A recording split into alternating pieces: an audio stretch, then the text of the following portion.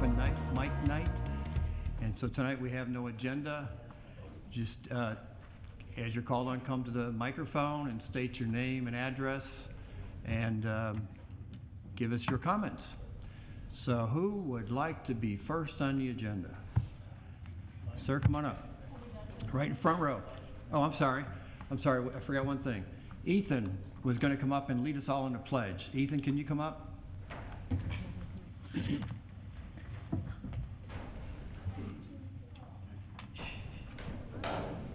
Okay, just start talking. Put your hand over your heart. Okay. All right. I pledge allegiance to the flag of the United States of America and to the republic for which it stands, one nation, under God, indivisible, with liberty and justice for all. Ethan, you want to put your name on record for us? Can you say your whole name into the microphone? Pull it down for him, Katrina.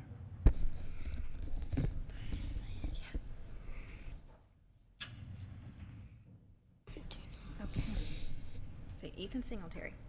Your mom's going to help you. Okay. This is Ethan Singletary who said the pledge tonight. Thank you. Thank you, Ethan. Yes, sir. Now, sir, in the front row, if you'll come up. Good afternoon. My name is Hassan A-Pema. That's my first time here, so I don't know what is the time limit as far as addressing. Can you pull the microphone up to? Sure. There you go. It's on record, so we need you to speak clearly into the mic. Thank you. Honestly, I do not know what the time limit is regarding addressing some of the issue I have regarding the city ordinance you passed a few years ago. So if in fact I go over time, please let me know. If you have questions, I'll be glad to answer all of your questions as well. I'll try to be very short. I have few questions, and I'll try to summarize all of them just to one single issue, which is garbage collection. I purchased my property in Northampton Road, 1310, 1312 is a duplex. And at the time, for several years, I never faced any concern or issue regarding collecting the garbage. The address is Alpharetta, Georgia, 30009. I don't know, for whatever reason, I have to pay my utility to the city of Roswell. If my address is Alpharetta, explain to me later on when I finish my questions why I have to pay to the city of Roswell. Very clearly, under the Article 22 of Georgia Constitution, as well as amendment to 13th Amendment of U.S. Constitution, which is applicable to the Georgia law, and Georgia has to obey also the U.S. Constitution. To me, the ordinance is contradictory to the both law regarding involuntary servitude. Why you have to force me to choose you as my employee to provide the services for garbage collection? And the second is, basically when I look at the ordinance, your ordinance says in 24.2.3, it says all property owner or their authorized agent shall be required to pay for garbage, solid waste, collection and disposal for all inhabitable property within the city of Roswell. Two questions come to mind. First of all, inhabitable means any dictionary, any English dictionary, inhabitable means someone living there constantly, routinely, or permanently. In fact, if someone does not live there, the owner or anyone should pay your garbage collection fee because they're not inhabited. They don't live there. Why they have to pay the garbage fee regardless of live or don't live there, which is contradictory to any definition in any dictionary I reference to. The second, in the same paragraph, it says within the city of Roswell. My property is not in the city of Roswell. Why I am obligated to pay your services? I do have dozen property. I have several property in city of Smyrna, in the city of Marietta. Very simple procedure. The tenant, when signing a contract, must show the contract to the city utility department to provide the water and garbage combined. And all that is like $12. Besides, they provide big, nice container and recyclable container as well. And they pick up the garbage twice a week. And you can reference, you can basically refer to those ordinances passed by many cities. And so this is my second concern, which is contrary to Georgia Constitution and US Constitution, which you force me to choose you as collecting my garbage. Besides, I never lived there. I bought it back in 1980, and when I have a tenant, I signed a contract, I prepared a very detailed contract with the application, with the phone number, with the pictures of the potential tenant. And based on your ordinance, I provide that same contract via the fax or email right away on the same day to the people involved in responsible for utilities. For whatever reason, sometimes they acknowledge, sometimes they don't acknowledge. The reason I came here today, because I received a letter just Wednesday, this past Wednesday, a few days ago. And they said there is a lien on your property about $314 or something. The concern is that not the amount of the lien, $314, I can have a dinner for $500 tonight. But that's not the issue. The issue is, in fact, what's the purpose of having a copy of the contract? When I called on Wednesday, I was so concerned when I received the letter. I called, and the person answered the phone. She said, well, as of May, you have a zero balance. There is no outstanding debt whatsoever, none. So I said, so what is that? She said, I don't know. I said, okay, fine. I came here physically to the same floor, and I have to bring the contract because they could not find it. They said, we don't have it. So do I have to swear in? I send it contract. I send it every time for past, 20-some years. And when they said they don't receive Miss Turner, the first question she asked me, guess what? She asked me, who did you talk to? Gentlemen, ladies and gentlemen, I'm sorry. If in fact, when you call someone, do you ask, what is your name? Can I record your voice? I don't do that. I have a business to take care of. I have so much other responsibility in my life. In order not to ask someone, to me it's insulting to ask someone, what is your name? Can I record your voice? So she asked me, who did you talk to? I said, I don't know who I talked to. It was a lady. She answered the phone, and she said, you have a zero balance as of May. And then I have to provide the contract physically to Ms. Turner, and she make a copy of the same contract. And actually, she marked him as well with the yellow. This contract is signed on June 15, 2015, which is a couple of months ago. Both of them, as a matter of fact, one of them is 8, one of them is 28th of June. A couple issues regarding your ordinance. First of all, it says you or your agent. My tenant is not my agent. It does not represent me. I don't allow anyone to represent me. I have to get permission someone to represent me. The tenant is not my agent. So this is very confusing ordinance to say or landowner or the agent.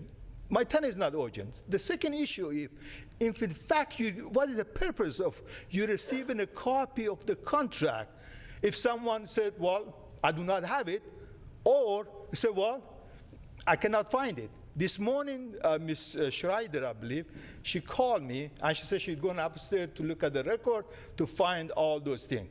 I said, this place was vacant for more than a year. So why should I did not receive any notice? And in fact, if the place is not is vacant, there is no garbage to pick up. Why someone have to pay for the services which is not provided in the first place, such as collecting the garbage? And what is the relationship between the utility department and having a copy of my contract with my tenant? In fact, when you receive the copy of the contract regarding the potential tenant, meaning you have a practical relationship with the tenant in order to pay the bills. That's where everywhere is. I have property everywhere in the state of Georgia. Therefore, they are responsible. Why you put in my shoulder in order to basically enforce if they don't pay? How do I know? I have no knowledge. Sometimes the tenant just vacate the property without even paying the rent. In fact, if I do not receive the rent in 1 month or 2 months, yes, I take a legal action. And in this case, the previous tenant, I did take legal action after searching and finding where it is. It was located in Cherokee County, and I get the judgment, and also I force to pay the utility in order to just avoid it. In fact, he did pay 100% of the utility for 13/12, and also this is the, I have a copy, I just emailed it this afternoon to the Ms. Turner and also to, I believe, Ms. Schreider, if I'm not mispronouncing her name. I did send the copy which this tenant paid entire bill, whatever he owed, prior to his departure. His departure was based on the Superior Court of the Fulton County because of was harassing, I believe, his girlfriend or his wife and all that. This is behind the issue of here I'm addressing. But he was kicked out, and he left. The property was vacant for some times. And so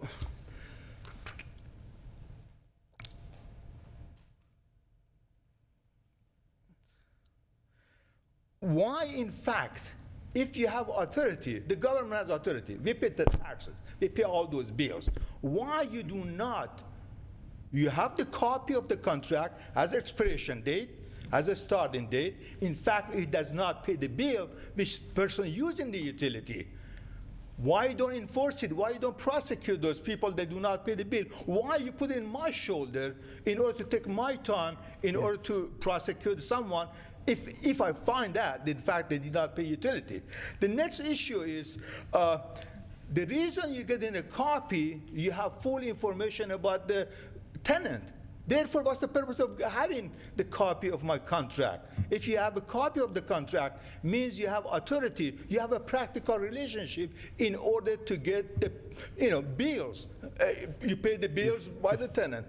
If I could, I'll try to answer your Sure. first question. Sure. And then we'll have our city attorney Sure. address your second main point. Sure. Okay.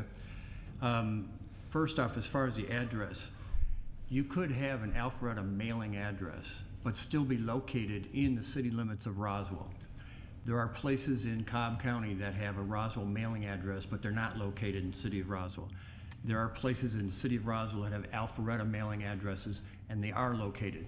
So just because your address says Alpharetta does not necessarily show where the property is located.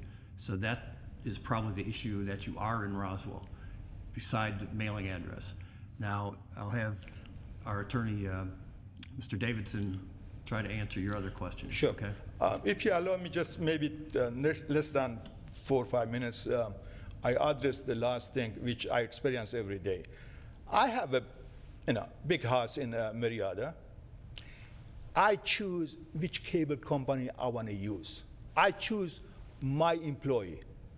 I choose what kind of service I need for my gas or electricity or anything.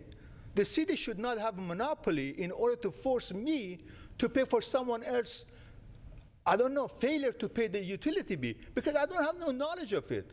I signed a contract. If I do not receive my rent on time, I kick them out, or I take a legal action.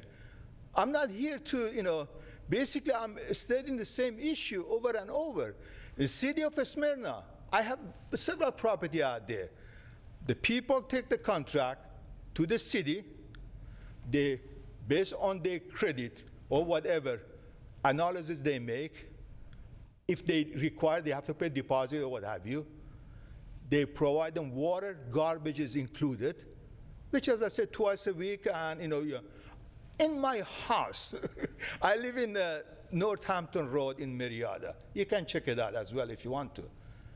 I pay $42 for 3-4 months, and they pick up the garbage twice a week, and also they have a recycle bin as well as the garbage bin.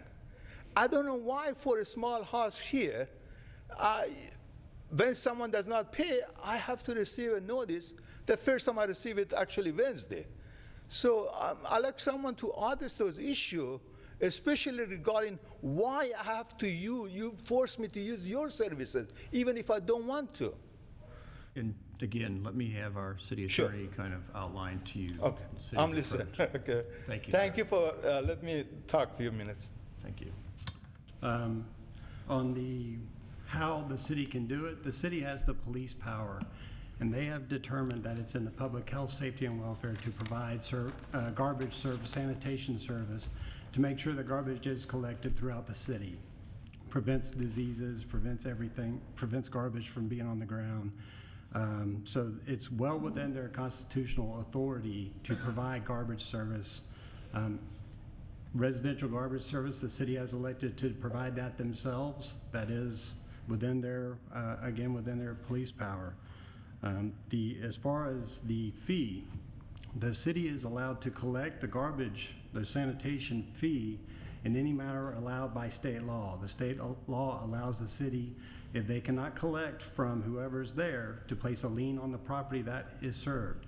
And that is any inhabitable property within the city. So whether you had somebody there or not, I think we do have a provision that if it's not inhabited, they get a reduced rate. And if it is inhabited, then they pay the normal garbage rate. So I don't know if that helps answer your question. I'd but like to it's- refer to exactly same reference to the law you're referring to. First of all, police power, city, county, whatever, is below and subordinate to the Constitution of a state as well as Constitution of the United States. This is subordinate. I will challenge the police power. What kind of police power can someone have to force someone to use his employee? Number one. Number two, you mentioned even if not inhabited, you have to pay the bill.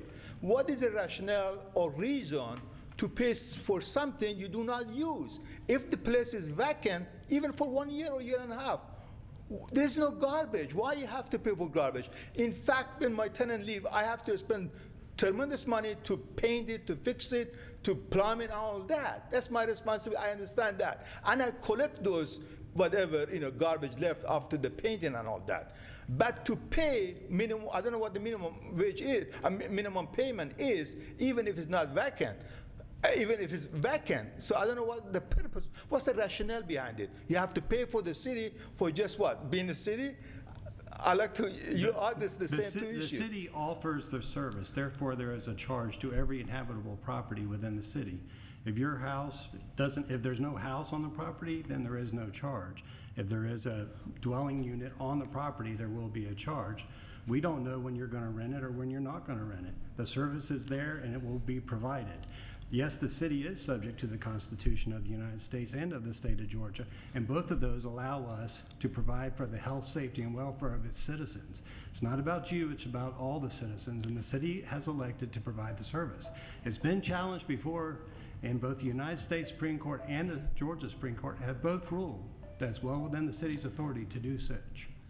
Okay, I think if I can, Yeah, sure. he's trying to give the legal side of it. If I can understand give- that. I have a if I JD can- and LLM in law as well. So I mean, I am aware of the law, and especially the Constitution of the U.S. Constitution. Well, if I And, can give so a practical, kind of a practical down-to-earth reason, we need to provide garbage collection for the entire city for many reasons, as was trying to outline, so that we don't have trash all over the place, basically, and some other things.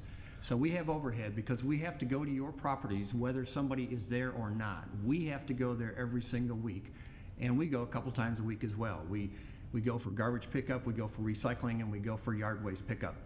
And we have to cover our overhead to do that. We have to cover our recycling center that is part of what the city of Roswell tries to do from that standpoint, educational reasons, and our overhead. So we